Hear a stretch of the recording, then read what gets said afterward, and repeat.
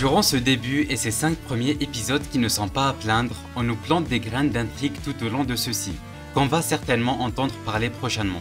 Mais ça commence tout de même à faire un peu lent dans le rythme. On va y revenir juste après. Salut à tous, salut à toutes, on se retrouve aujourd'hui pour parler de l'épisode 5 de Dragon Ball Daima. Épisode qui reste dans les thématiques des précédents, dans le côté aventure fantastique et découverte. Mais juste avant de commencer, je tiens à vous demander de vous abonner à la chaîne. J'ai vu qu'il y a plus de 90% des gens qui regardent les vidéos qui ne sont pas abonnés. Je voulais donc vous demander de juste cliquer sur le bouton s'abonner. Ça n'a l'air de rien mais ça soutiendrait énormément. N'hésite pas aussi à mettre un like et à activer la cloche des notifications, je compte sur toi. Et dernier truc, tu peux aussi aller jeter un coup d'œil sur mon Instagram. Le lien est en description, j'y serai très actif. Et sans plus tarder, on commence.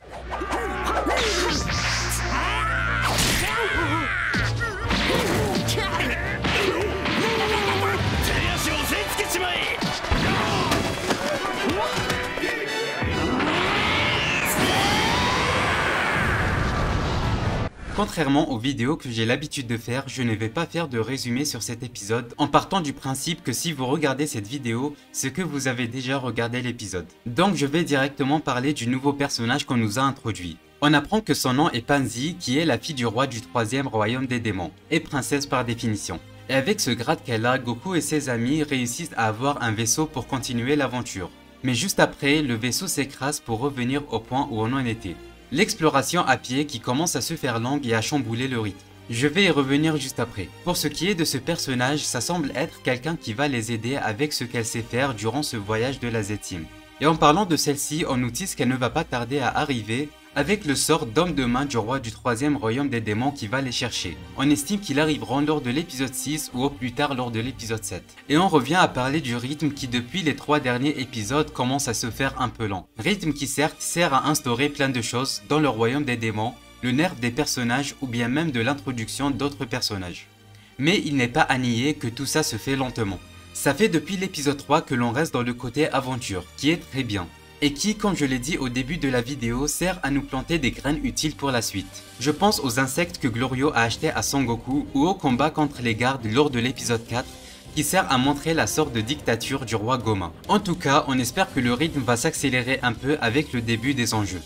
Autre point que je dois aborder, oui c'est une obligation, c'est la fameuse scène du Super Saiyan, scène qui est tout simplement magnifique, il n'y a rien à dire là-dessus.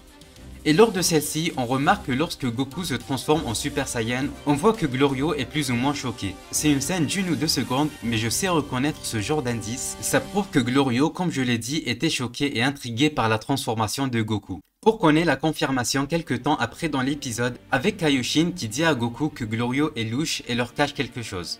Comme quoi le roi qui avait soi-disant envoyé Glorio récupérer Son Goku et les autres ne savait pas qu'ils étaient devenus enfants, alors que Glorio lui le savait. Comment, pourquoi, reste à voir. Mais moi personnellement je le sentais pas depuis le début ce type avec son air dark et mystérieux là.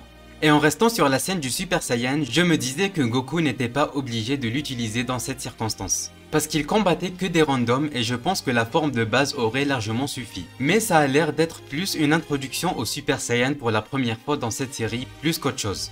Et à propos de ce que je viens de dire, on ne connaît toujours pas la véritable force de Goku. On sait qu'il a été nerf en rajeunissant, mais à quel point on le sait toujours pas. Tout comme la puissance des démons du royaume des démons qui pourrait être très fort comme Glorio par exemple.